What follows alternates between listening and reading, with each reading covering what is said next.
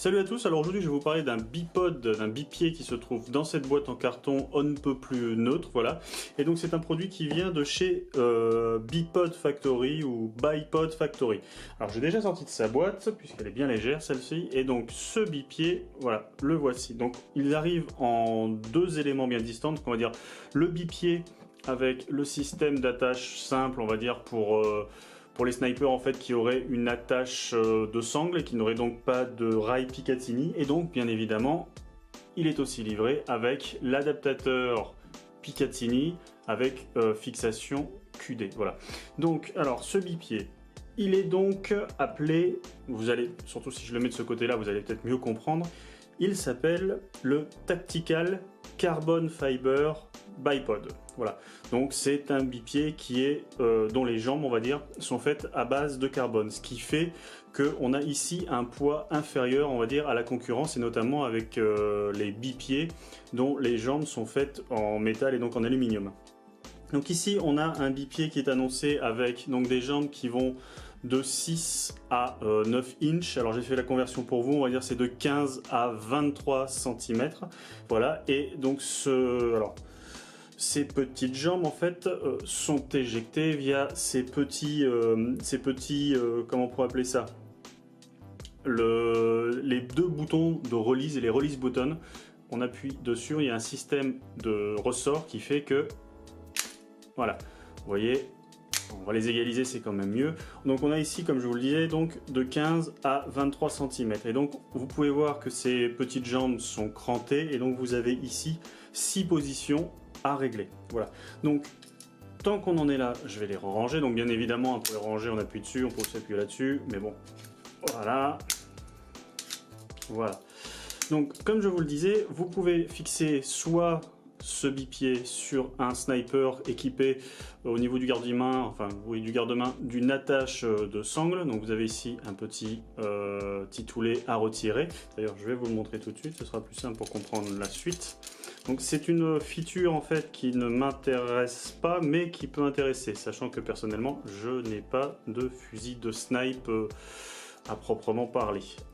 Donc on a cette petite vis ici qu'on dévisse, ce qui fait que l'on peut avoir accès à cette partie. Donc vous voyez ici, avec ces deux petits ergots devant mon doigt, vous pourrez le fixer directement à un fusil de snipe.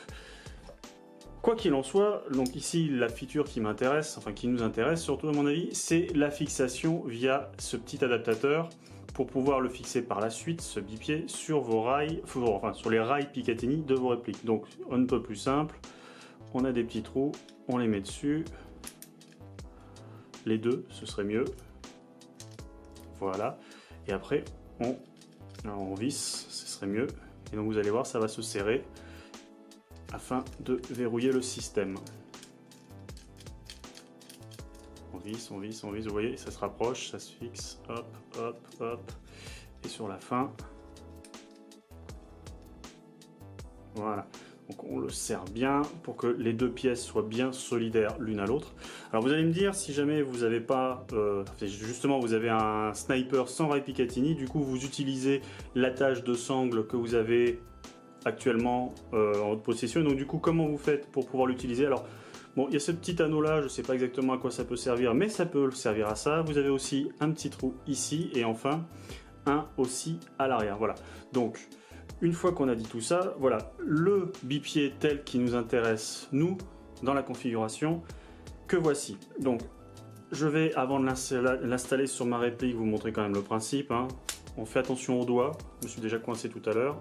Voilà, sur le principe, voilà votre bipied, avec les release buttons, les gros ressorts qui sont protégés par une surface plastique, le filtre carbone, et donc, alors, pour ceux peut-être qui connaîtraient, parce que moi personnellement j'ai dû chercher sur internet, ce bipied est notamment fourni de série avec ce qu'on appelle un podlock. Alors ce podlock, c'est ici, c'est une vis, enfin c'est un système de vis en fait, qui vous permet, alors déjà vous pouvez voir que vous pouvez le fixer de n'importe quelle manière en tirant dessus, voilà, si jamais il vous gêne, parce que c'est quelque chose qu'on va serrer et desserrer.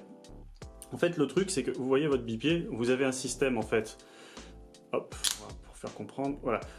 là, imaginons que votre bipied vous avez la réplique et vous utilisez votre bipied. Le problème, c'est que vous n'allez pas forcément toujours avoir une surface plane comme cette table pour pouvoir utiliser votre bipied. Donc, vous avez, bon, effectivement, la possibilité, par exemple, de jouer avec les pieds pour essayer de régler, de compenser l'irrégularité du terrain. Mais sinon, quelque chose de plus simple, c'est que sur ce système-là, sur ce bipied-là, vous avez un système qui vous permet en fait ici de contrebalancer, on va dire, enfin de compenser plutôt les irrégularités du terrain. Ce qui fait qu'en fait, au final, grâce à ce podlock, cela vous permet de le faire d'une manière quand même très simple. Alors, je l'avais serré, donc là, il est serré, vous voyez, cette zone-là, avec le rail Picatinny, c'est impossible à bouger. C'est vraiment, on va dire, perpendiculaire à la surface. Donc ici, avec le podlock, je dévisse et donc du coup vous allez voir que voilà, vous allez pouvoir, alors ça a une amplitude on va dire de 20 degrés, vous allez pouvoir avoir votre réplique, voilà, on va faire comme ça pour comprendre aussi, vous allez pouvoir ajuster l'angle de tir et donc la réplique à l'irrégularité du terrain horizontale, voilà.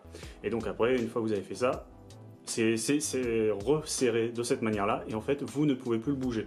Donc c'est, on pourrait appeler ça, enfin je sais que ça existe en système, un système différent, il faut faire le réglage une fois pour toutes, mais là du coup vous pouvez le faire de n'importe où et n'importe quand. Et donc du coup selon comment vous avez besoin de serrer, parce qu'il y a un moment où vous allez vous retrouver, bah là vous allez me dire, là s'il y avait la réplique pourrait gêner, bah pas du tout, vous avez ce système podlock qui se remet ici. Voilà, donc je crois avoir fait à peu près le tour de toutes les petites particularités de ce bipied. Je pourrais vous dire que, alors je ne suis pas un expert en snipe et disons, je suis pas expert, loin de là, dans tout ce qui est accessoire de snipe. J'utilise très peu souvent, hormis peut-être pour des LMG, très peu souvent des bipieds. Ce que je peux vous dire là, c'est que la fabrication quand même, enfin j'espère que ça transparaît au niveau de la caméra, on a quand même une bonne finition, il n'y a pas grand chose à dire. Ça semble solide, il est stipulé sur le site, à vérifier, je ne pourrais pas le faire, que ce bipied peut être utilisé avec des vraies armes. Donc s'il peut être utilisé avec des vraies armes, il devrait être suffisamment solide pour utiliser nos répliques d'Airsoft. Voilà. Donc le prix, 34 €, frais de port inclus. C'est quand même pas énorme.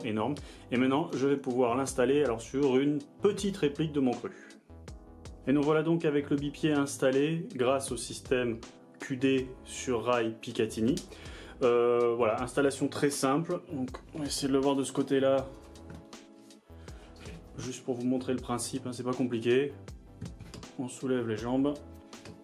Voilà, et puis après, bon, c'est un bipied. Voilà. Je reviendrai juste, alors on va essayer de le montrer comme ça, je reviendrai juste sur cette fonction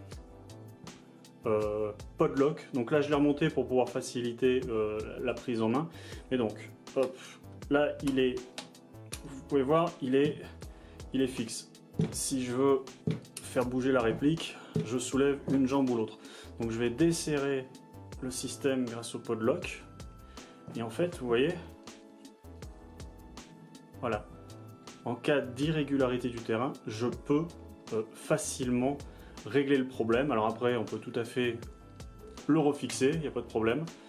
Et le remettre donc par défaut, c'est un système, le remettre par défaut au centre et le refixer. Voilà.